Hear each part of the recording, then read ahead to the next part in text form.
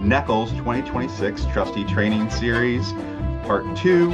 I'm Dan Alexander, Continuing Education Consultant, joined today with my colleague, Robin Hastings. Thank you for being here, Robin. And I want to remind you that NECL's is always here and available to support you and your library, so please reach out to us. That's what we're here for. I'm pleased to welcome back our presenter today, Lacie Griffin, our expert on collection development. She's the Collection Development Manager for Johnson County Libraries. Lacie chairs KLA's Intellectual Freedom Committee, as well as being our state's ALA Law for Librarians trainer. Lacie, I think you were going to tell us more about policies, the collection development policies. Could you kick us off there? Yes, definitely. Thank you very much for that introduction, Dan. As Dan was saying, I work for Johnson County Library and I'm the collection development manager. And so one of my duties is actually to use the collection development policy to teach staff and the community about our collection development policy, and then also to review it. We actually have a very nice living document as a collection development policy. And for the last, I want to say 20 years, it's been pretty close to 20 years, we look at our policy every 2 years and bring it to the board with any revisions that we have in that time. And so in my tenure in this position, there's only been one time where I didn't need any, like I brought it to the board to renew, but there was no revisions. Otherwise, we usually have little things that need to be tweaked every now and then, just to be able to keep it current and to be able to keep it with the different formats and everything that's been going.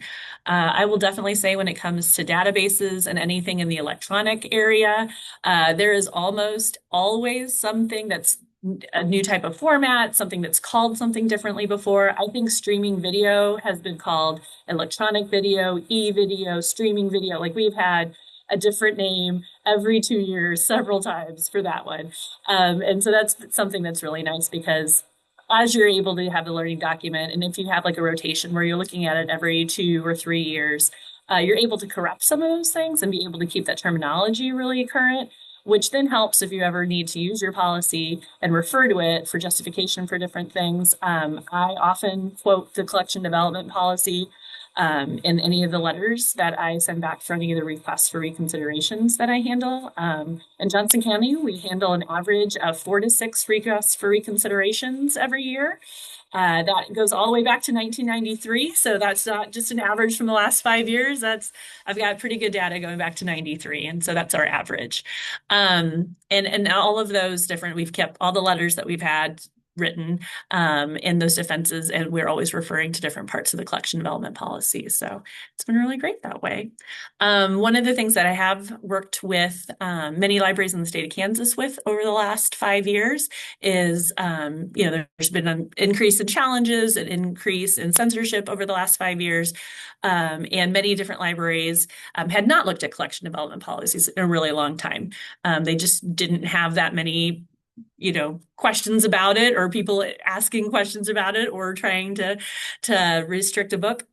And so one of the things that we've really centered around is talking to people about the importance of their collection development policy, about it being current, about looking at it on a regular basis, and then making sure it actually matches your mission and vision and what your goals are for your library and your collection. So that way, when you do run into those things, you have a really solid process for how to handle a request for reconsideration. And you also have a really good document to refer back to on why you select things or why you deselect things, and how your collection is built. I really like that you pointed out that it's deselection as well in collection development. Yes. I'm sure most of us have at this point our policies really look at the whole life cycle of our collection, but if it doesn't, you probably need to fill in like what happens at the end, because that also, as you mentioned, is a big part of maybe self-censorship, or saying like, no, we pulled this for a reason. It's not Mhm. because it was something sort of viewpoint in it that we were trying to hide or cover up. It's like this follows like any other book in our collection. I was just curious, and I was going to ask another follow-up question about policies, but one just came to my mind on that is, Yeah. is there anything in your collection development policy that maybe you would think would surprise people that you included in there? Or is there anything that you would like really highly suggest that people do have something specific in there that maybe is overlooked. Does that does that Yeah, bring up so any it's ideas? interesting. Yeah, it's interesting you brought up deselection because I will admit sometimes people forget to maybe put what are the markers that they're looking at when they deselect something. Like, is it the age of the item? Is it how many copies you're going to keep? One of the things that we have in our collection development policy, which has been referred to a couple times surprisingly to me, is why we would buy extra copies of a certain title or why we would then weed extra copies of a certain title. There's a part of our mission is for access, access for information, ideas, experiences to help enrich people's lives. And so when something is super, super popular, we have a holds ratio that we try to measure to. The exact number of our holds ratio is not in our collection development policy, but we Hmm. do refer to a fact that we have a metric because sometimes you have to change that metric a little Oh bit. yeah, I'm sure. Um, but so that way we have kind of in policy already, like, yes, we will buy maybe 100 copies of a very popular title because there's 1,000 holds on it. And we're really not giving anybody access to the material if they're having to wait like 10 years for the book to come back Right. in. And so that has actually been something referring to a holds ratio policy or referring to why we keep so many copies of something or why we deselect as many copies of something has been used more often than not. I think another surprising thing too is we have a section too that talks about how we select materials and what kind of things that we were looking for. And in that selection, I will actually reference it quite a bit when talking about age levels or why Mm. a book is in a certain collection. Part of our policy is actually talking about how we look at reviews, professional reviews. So reviews like Kirkus is listed in that we have examples. It's like not an exhaustive list, but it says examples such as Yeah. Kirkus reviews, which are usually done by librarians that are very good, school library journal, book list.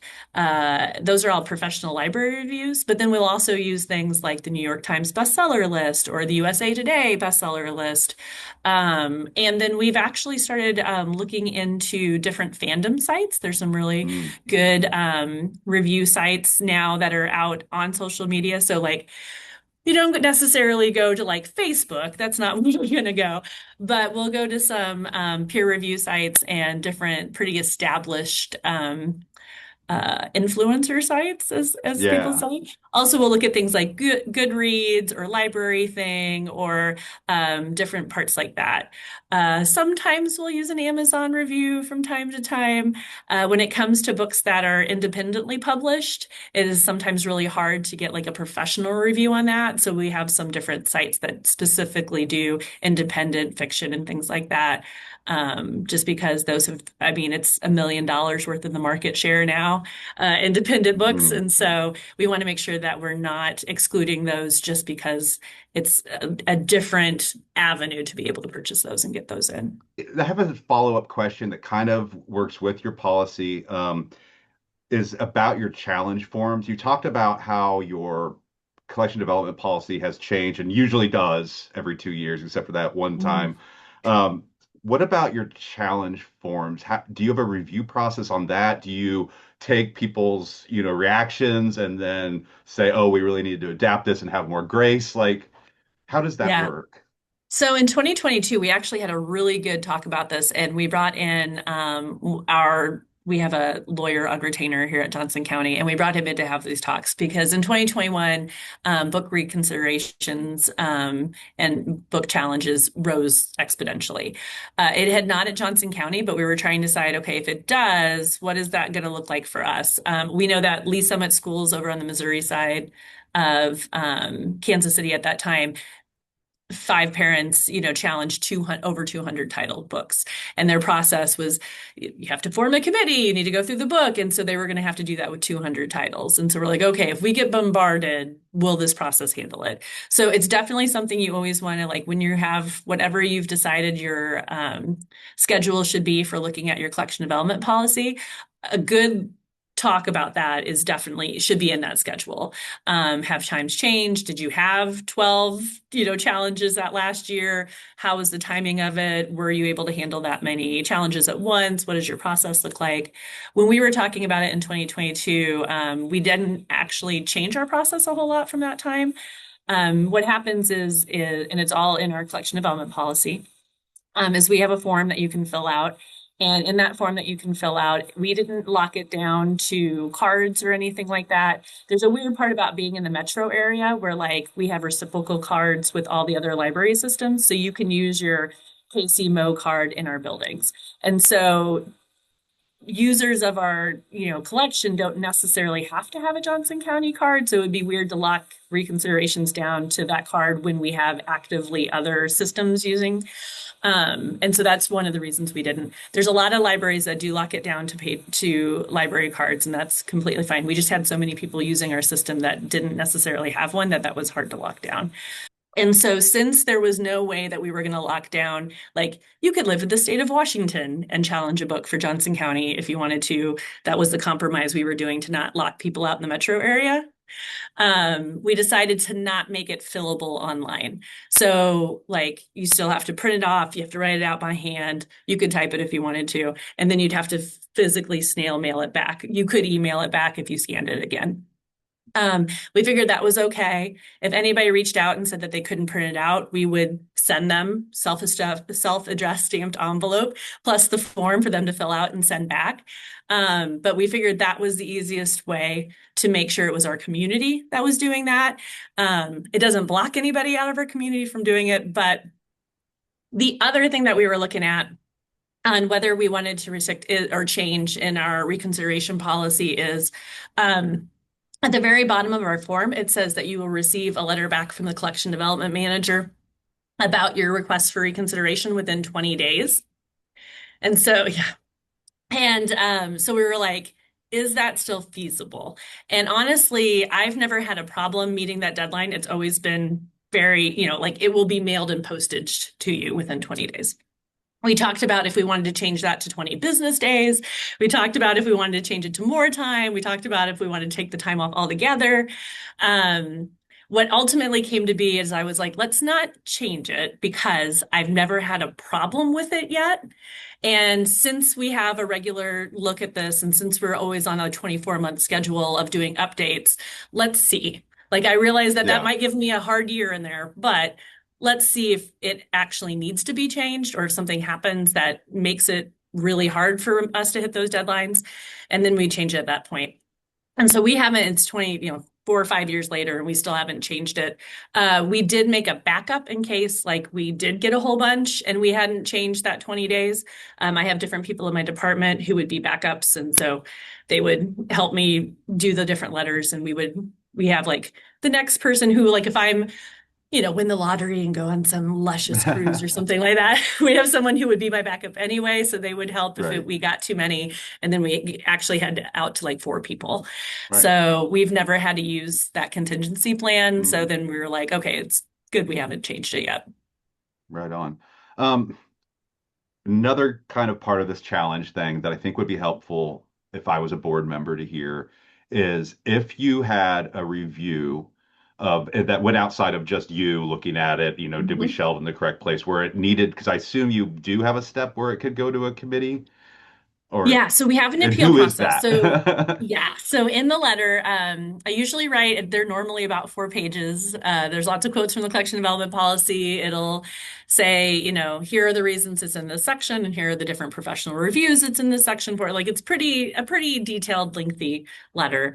But at the very end of it, the last paragraph talks about, thank you so much for filling out this letter. It helps us, there are things that we change from time to time. So we really appreciate that. You have 10 days and you have to, if you want to appeal it, you have 10 days and you need to do it in writing. And that could be an email. I mean, as long as it's written from the person, we could do that. And so we've had a couple of appeals, nothing in the last 5 years, I don't think. And what would happen with the first appeal is in 10 days, if they appeal the decision in writing, then it goes to a committee within our library system, which is the deputy county director, the associate director of system-wide services, and then me.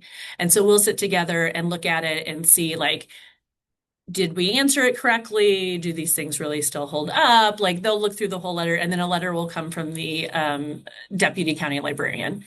They do have they can appeal that within 10 days of writing. And so we haven't had two appeals, but if we did have the next one, we've had a couple that have been close, that have only appealed once, but if it was appealed again, it would go to the library board. But in our policy and in our procedures, the library board would only look into the case to see that we covered all of our procedures and policy. And as long as we didn't break procedure and policy in our letters back to the individual and in our defending of the material, then they would rule that like we followed all of our policies and procedures, and that would be it. So we have it written down that the library board can't make any decisions on the content of the materials within the library, but they can do a full review and check to make sure that we covered everything and that we followed what we were supposed to do. Awesome. Thanks for filling us in on that. Mhm. So I think we have a little bit more time, and I really wanted to talk just a little bit more about KLA Intellectual Freedom Committee. I've got on it just recently in the last 6 months, so Yeah. I'm getting to see the inner workings, but it's been real quiet.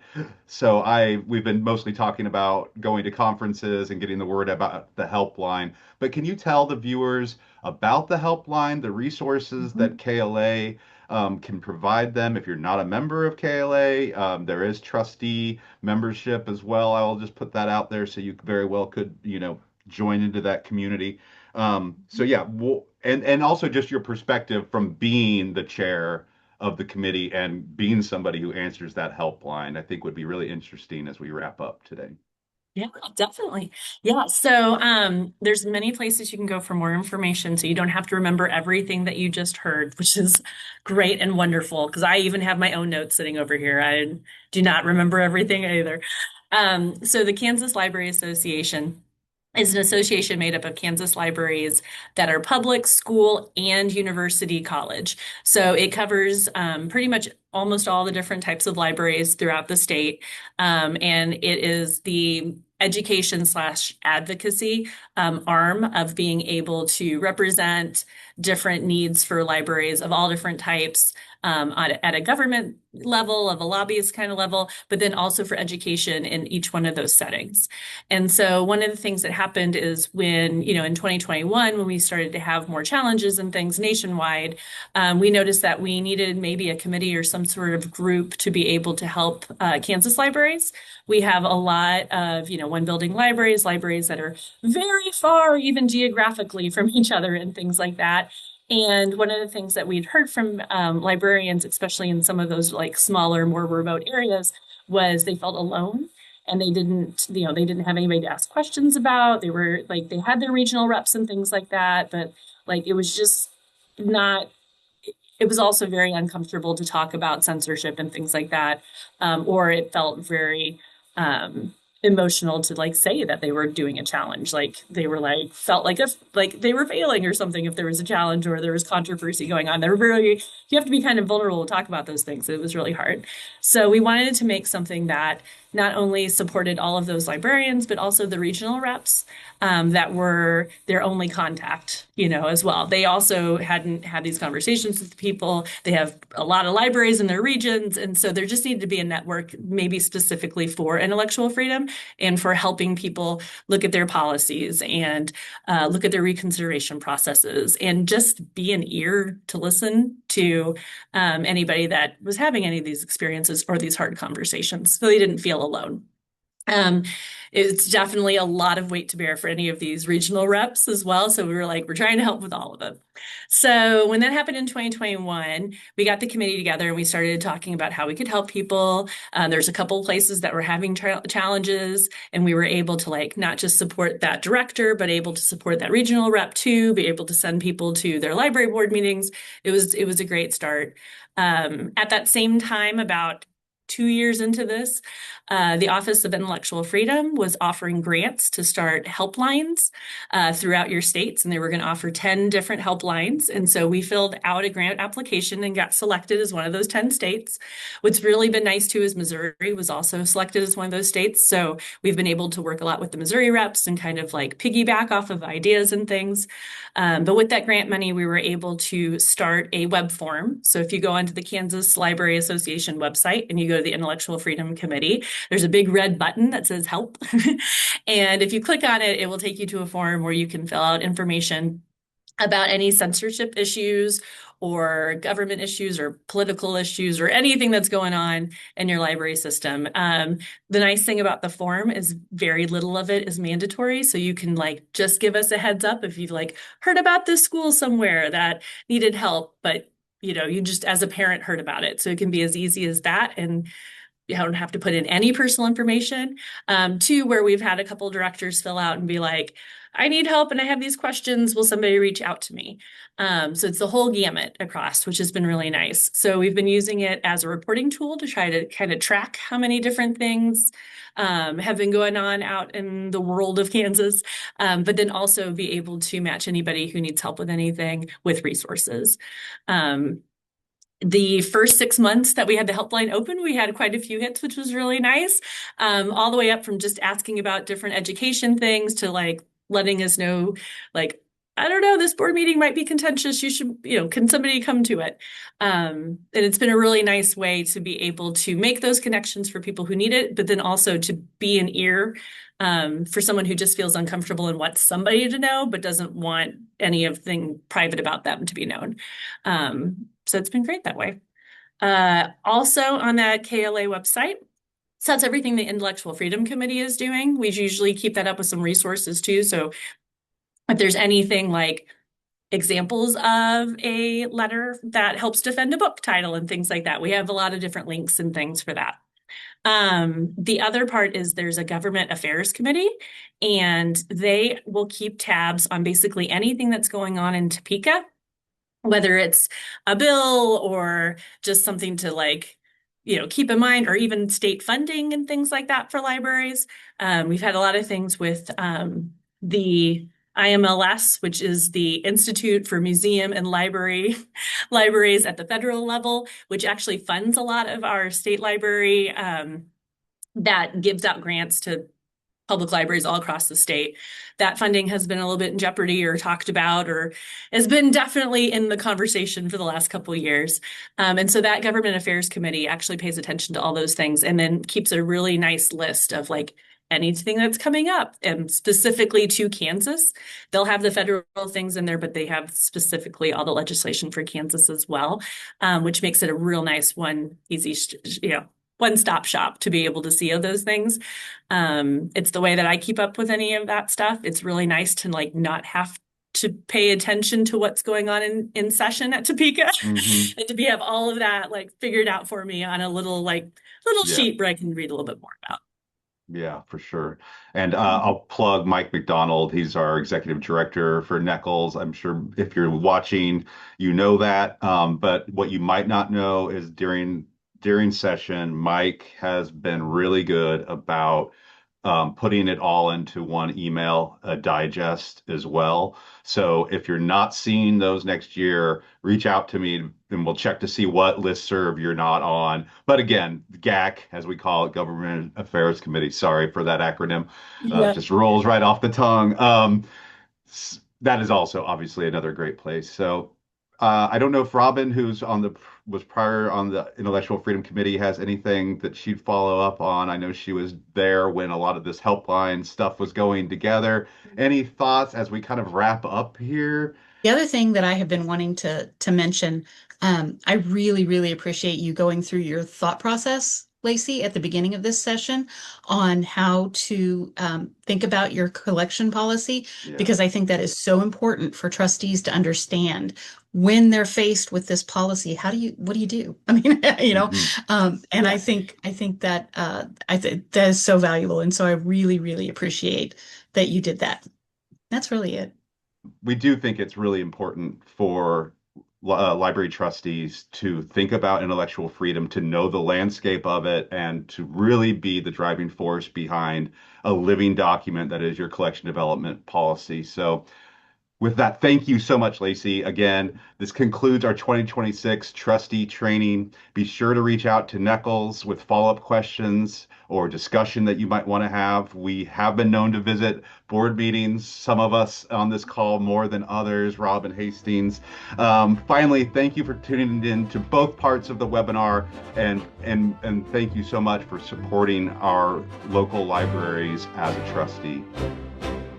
Thank you. Bye, guys.